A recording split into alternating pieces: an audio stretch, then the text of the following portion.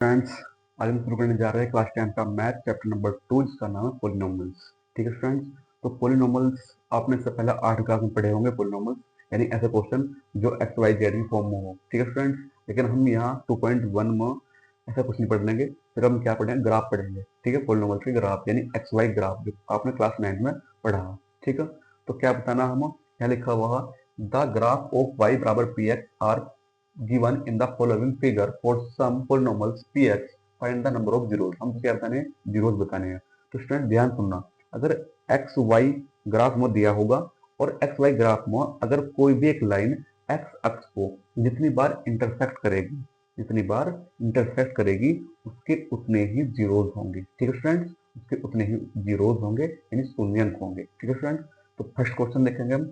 First question ये है, ये वाला। तो ये जो लाइन है ये इस एक्स एक्स डेस को इंटरसेक्ट नहीं कर रही है, तो इसलिए इसके जो जीरोज होंगे वो जीरो होंगे। ठीक है फ्रेंड्स, तो यहाँ हम लिखेंगे the number of zeros is zero as the graph does not cut the X axis at any point. ठीक है फ्रेंड्स, यानी इस एक्स एक्स डेस को कोई भी लाइन इंटरसेक्ट नहीं कर रही, कोई भी लाइन कट नहीं कर रही है, इसलिए इसके जीरोज क्या होंगे, जीरो होंगे स्टूडेंट्स। ठीक है स्टूडेंट्स, अब सेकंड क्वेश्चन में सेम ऐसे ही है। हम सेकंड क्वेश्चन में देख रहे हैं कि ये जो लाइन है ये एक्स एक्स डेट को किसी एक पॉइंट को इंटरसेक्ट कर रही है। ठीक है, किसी एक पॉइंट को इंटरसेक्ट कर रही है।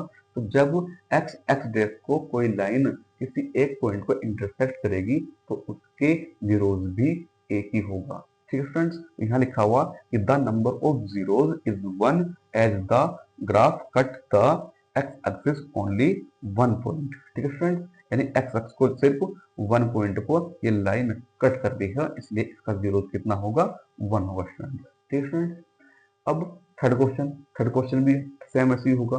तो हम यहाँ देखेंगे कि यहाँ एक्स एक्स डैश को ये लाइन कितनी बार डिवाइड कर रही है या कितनी बार इंटरसेक्ट कर रही है। तो स्टूडेंट्स यहाँ हम देख रहे हो कि एक्स एक्स को इस पॉइंट को नंबर 1, इस पॉइंट को 2, नंबर 3। ठीक है, यानी ये जो लाइन है ये एक्स एक्स डेक्स को 3 बार इंटरसेक्ट कर रही है। तो यहाँ इसके जो नंबर ऑफ जीरो होंगे, द नंबर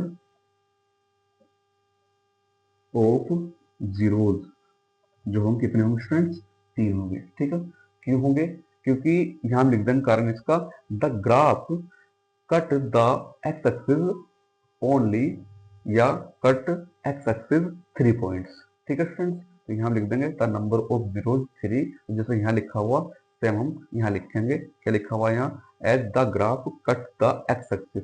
ठीक है, वहां लिख देंगे 3 पॉइंट्स। ठीक है स्टूडेंट्स, तो हम ऐसे क्वेश्चन करेंगे, क्वेश्चन नंबर 4, 5 और 6।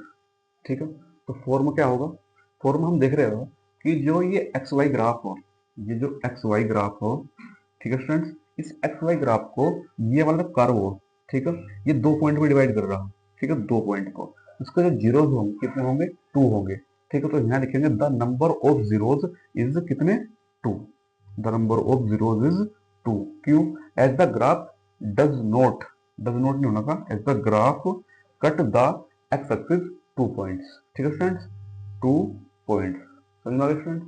ऐसे ही क्वेश्चन नंबर 5, क्वेश्चन नंबर 5 में ये जो लाइन है एक तो एक्स एक्स को यहाँ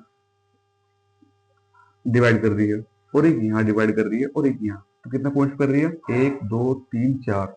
तो इस ग्राफ में जो जीरोज होंगे कितने होंगे, देखो 1 2 3 4, ये एक्स एक्स को 4 पॉइंट पर इंटरसेक्ट कर रही है, तो इसके जो जीरोज होंगे वो 4 होंगे, जो शून्यंक होंगे वो 4 होंगे। तो यहाँ लिख देंगे द नंबर ऑफ जीरोज कितने, the number of zeros is 4 as the graph cut the X axis 4 points. ठीक है स्टूडेंट, तो ऐसे क्वेश्चन करना।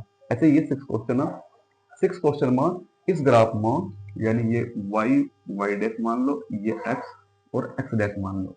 ठीक है, इस ग्राफ में ये जो लाइन है ये लाइन एक तो यहाँ x एक्स को इंटरसेक्ट कर रही है और एक इस पॉइंट पर इंटरसेक्ट कर रही है और एक इस पॉइंट पर इंटरसेक्ट कर रही है।